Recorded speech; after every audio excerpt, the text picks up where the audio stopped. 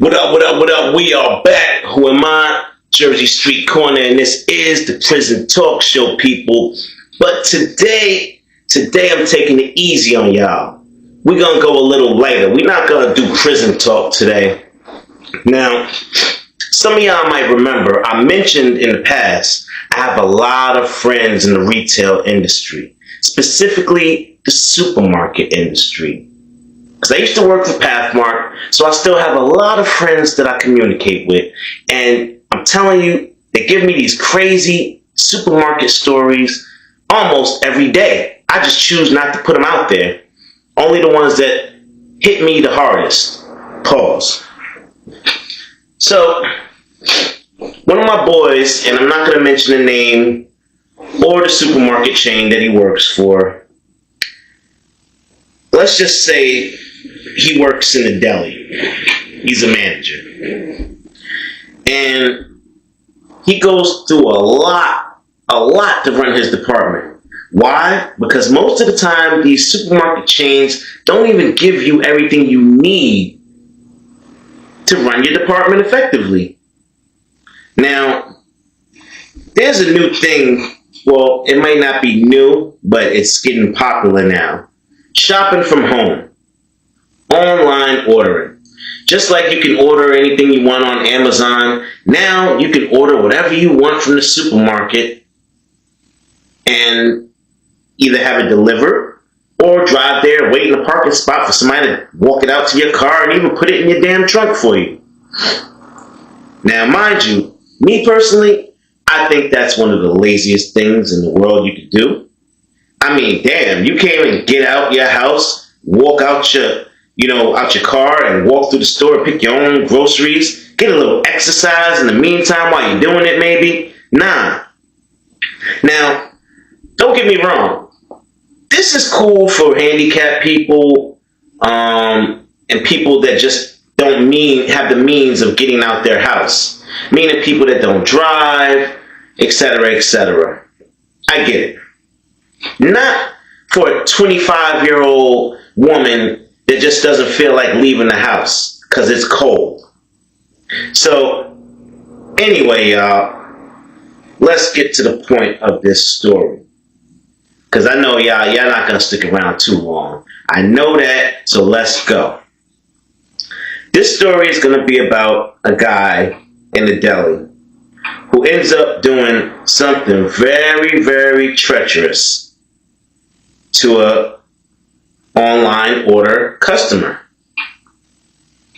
Now, I guess I need to start at the top and let y'all know exactly the stress that these orders put the employees through. They normally have anywhere from 20 to 30 minutes to pull these orders. Now, mind you, these orders are getting done with such precision, they get such better treatment than the actual customer that shops the store. It's ridiculous. It's like, okay, if you come in the store and you see a piece of steak on the shelf and the date says it's going out of code tomorrow or the next day, you will make your decision right there if it looks good or not, whether you're going to purchase it or not. And if something happens to be off, you'll just bring it back because you're not a lazy person and you're probably going to go shopping again in another day or two anyway. But now for this online shopping, they get the best service, y'all. It can't be going out of code in the next 3 or 4 days. So what that does, let's call my friend, let's call him Charlie. Yeah, let's call him Charlie because I'm not going to use his real name. What that does to Charlie is it forces shrink. Shrink is when you throwing stuff out that's not selling because you're over ordering, or it could be different reasons. Now, if I have a whole case of, let's say, bologna, I have a whole case of bologna. It's good for the next, say, 3 days. But now for that online order, that's not good enough. You want to go into my other case of bologna that is good for the next 10 days, and you want to start pulling those out. Now, that online order just ordered 3 of those. They took 3 of my good ones right out of there.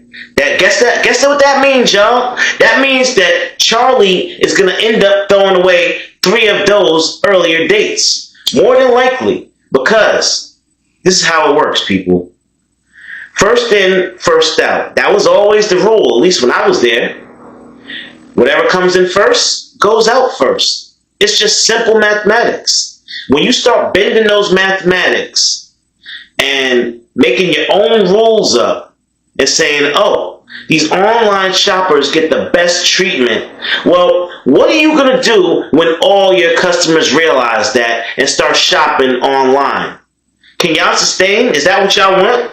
Would y'all rather having employees just walking around the store all day, shopping for other people, but not even opening the doors because nobody shops there anyway? Because everybody's doing online shopping? Maybe that's what these people want. Maybe that's what people ought to give them. Stay home, y'all. Why bother going to the supermarket and being annoyed because they're out of this and they're out of that and you don't like the way this looks and that don't smell good? Guess what, people? I got something to tell you. Order online and you are going to get the best service possible. Yeah, they're going to make sure your strawberries are nice and red. They're not mushy. They're going to make sure your bananas look the way they're supposed to. All your meat going to be fresh. You ain't going to have to worry about it. Mind you, the regular customer who should get that kind of treatment that walks into the store, nah, it's whatever's there, man. It's whatever's there. I'm not going in the back for you. It's whatever's there. You got it. All right. So it starts let's say a snowball effect, y'all, that you can't stop. And it's not gonna take too long, but these stores are gonna start realizing when stuff hits the fan that maybe we made a mistake, because now we're actually causing ourselves more shrink, more labor issues. Now you can't tell somebody they have 20 minutes to find this item for you when they have a whole load in their back room to break down. It's like finding a needle in a haystack. You're going to tell me you need one piece of this, and I need to go through this in 20 minutes or less and find it for you. Don't you think that's a little pushy? Borderline harassment? Yo, if you're coming over from TikTok, I appreciate you. Stay tuned. Get into the story. Engage. And hit that like button. Alright, let's get into it. Coming up next, I'm giving y'all the story about the supermarket killer. Yeah, y'all heard me. The supermarket killer. Alright, y'all. Now, this guy was different. Let's call him Charlie. And we was friends at a time. I haven't seen Charlie since, I guess, maybe 08, 09. That's around the time that this happened, the story I'm telling y'all. Excuse me. So, let's say I can't use his real name or the establishment he worked for. So, let's say his name is Charlie and he worked in the deli full time. Now, I know a lot of y'all probably thinking, how hard could it be to slice meat? Well, have any of y'all ever seen that movie where the boxer, he had to get a job and he just didn't like it? He got so pissed off that he shoved his whole hand into the slicer until he started screaming like, ah! That was out of frustration from the customers barking those crazy orders at him all day. Because I'm going to tell you one thing, people, before if somebody tells me they want something shaved or thinner, yeah, nah, we're not doing all that. You're going to get this a safe cut. That's what you're going to get. You're going to get your deli meat sliced safely without me shaving my fingers off, trying to shave it down for you. Anyway, just my thoughts. Now, in the supermarket that Charlie worked at, they had an online ordering system that took preference over everything else, no matter what. It's kind of like, I guess you could say it was like Instacart is right now, but the store do it for you. You order they shop, you pick it up. But the crazy thing is, when I say it took preference, from what Charlie used to say, it was so annoying because he could be working on one job in the middle of doing one thing, and somebody walk up and say, I need one of these right now. And he has a clock on him, starting at that time, 20 minutes to find it or out of stock it. And if you out of stock it, now you got to answer a whole bunch of questions. You got to answer the same question 3 times why it was out of stock. Now, one day Charlie was doing his job as usual, packing out. He got a routine. He don't like to be messed with. He hates when people mess with him during his routine. He pack out the bacon, then he pack out the hot dogs, then he'll move on over, and start packing out the next section. So, in the middle of this, one of the cashiers come on over and they say, hey, listen, I need this. And they show him what they need. He's like, all right, you're going to have to give me a few minutes. I got to go in the back and find it. Da-da-da-da-da-da. I don't know how long it's going to take me. Can you come back? And they're like, all right, sure. So he does what he says. He goes back there. He finds it. It only takes him about 15 minutes, let's say. He calls them even. They don't come back. He calls them. Hey, you want to come back and get this? I found it for you. Oh, thank you. Appreciate it.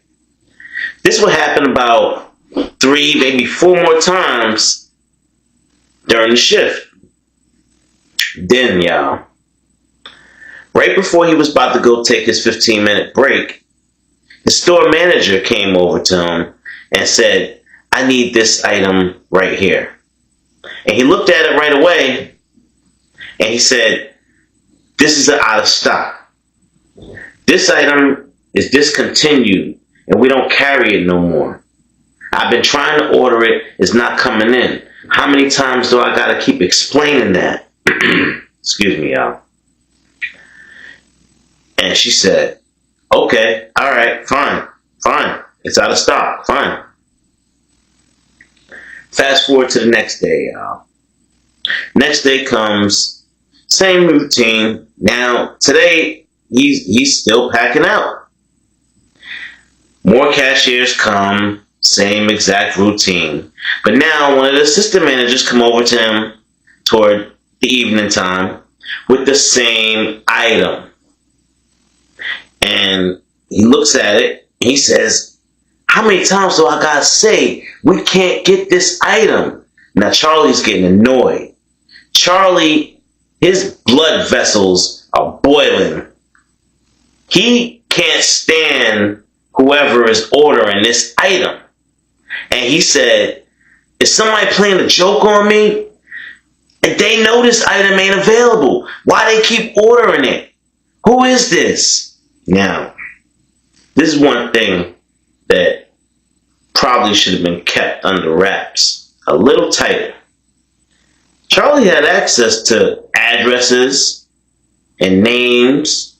If you ordered something on that system, he could go over there to that office where the computer was, and he could see your name and address if you order something. Yeah, I bet you ain't know that. Let alone that, there's a big old camera in that office. When you come to pick your groceries up in that parking spot, he could see you if he's right there watching that camera. He can see what you look like. He can see what you're driving. All that. So, assistant manager backed off. Said, hey, listen, dude. Hey, I'm just doing my job.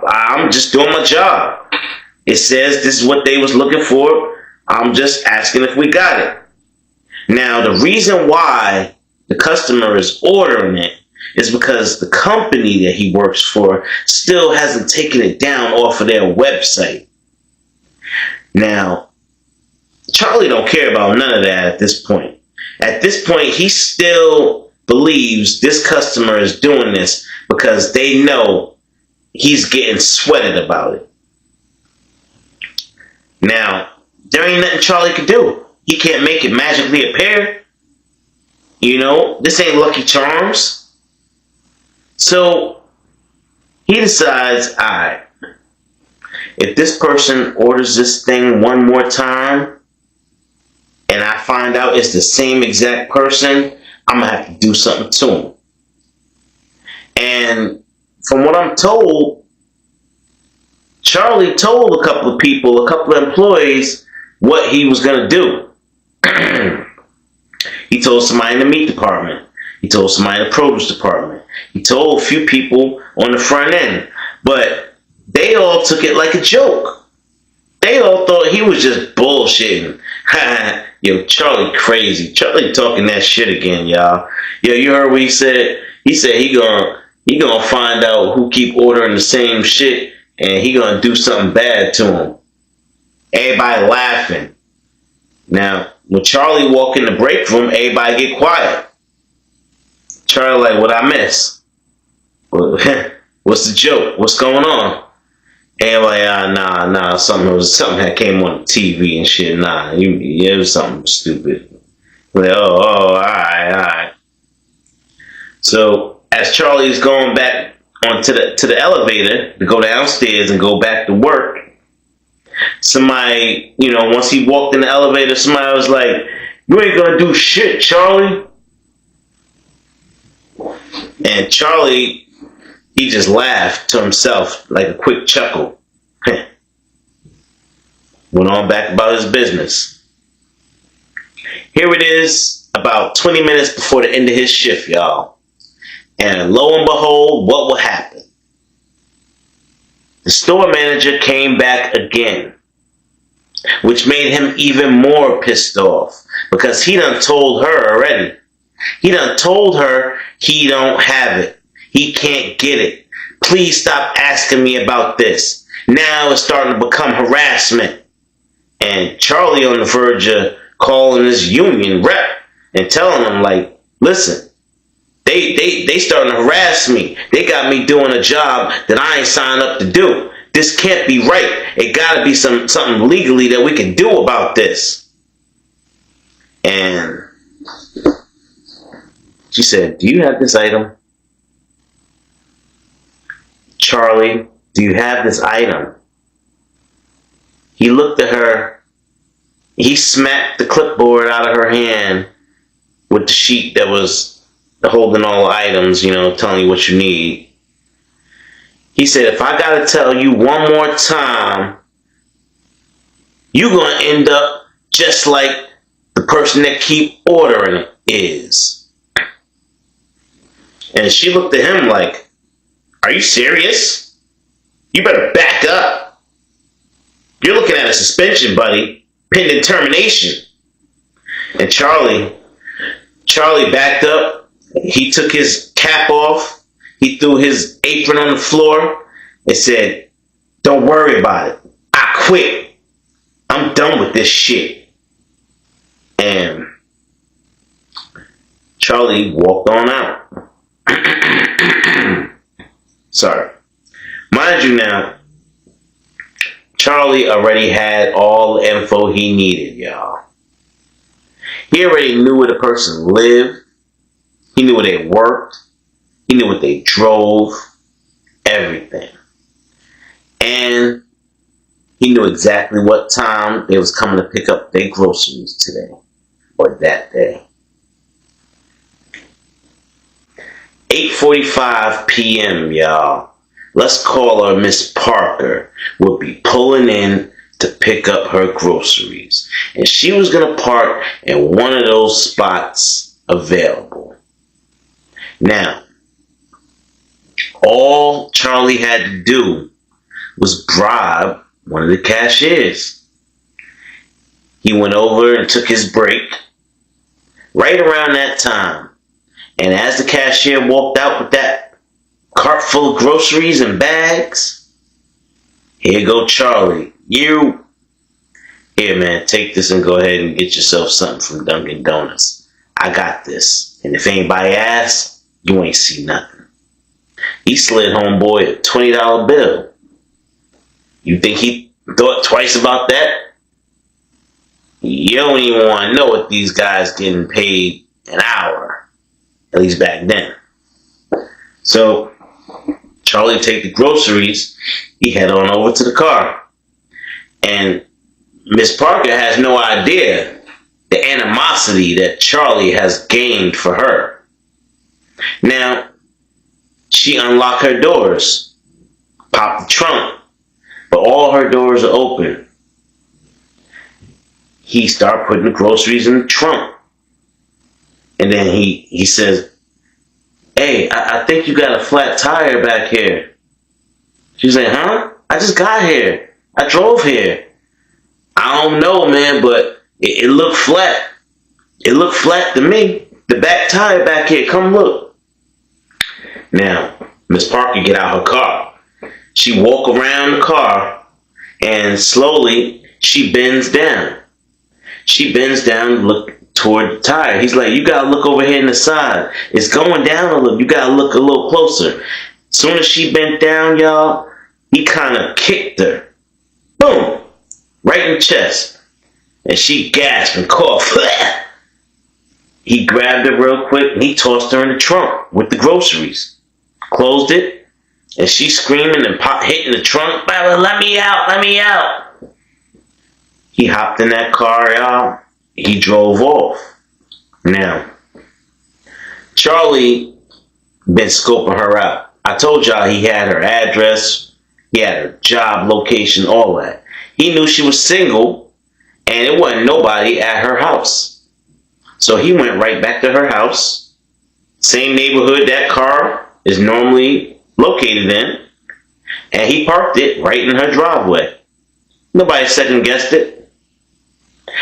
And he made sure he opened the garage, backed it on up in there, closed the door, pulled her out, and, well, I can't say exactly what happened in that house. Not exactly, y'all. I mean, we know what happened in that house, but this is what I will say. The next morning, that supermarket, when the manager walked in to open the door, she found a bag in the front of the sliding doors with a bow tie on it, like one of them joints for Christmas time or something, big red bow tie, and a note attached to it, a big note that says, "This is just for you, boss. You don't have to worry about that item anymore." And it was just soaked in, red stuff. The paper, the bag was sticky, and so she called the cops immediately. Didn't even open the store. Got on her cell phone, called the cops immediately. Cops showed up in like less than 7 minutes. This is a white area, y'all, for sure. When the cops opened that bag, they backed up. They opened the bag and it was slippery. It slid and fell. A human head rolled out of that bag, y'all. Hit one of the cops right on the tip of their toe, or their shoe. And he said, you got on his radio right away. I need backup down here. I need backup. I need investigators. I need everything.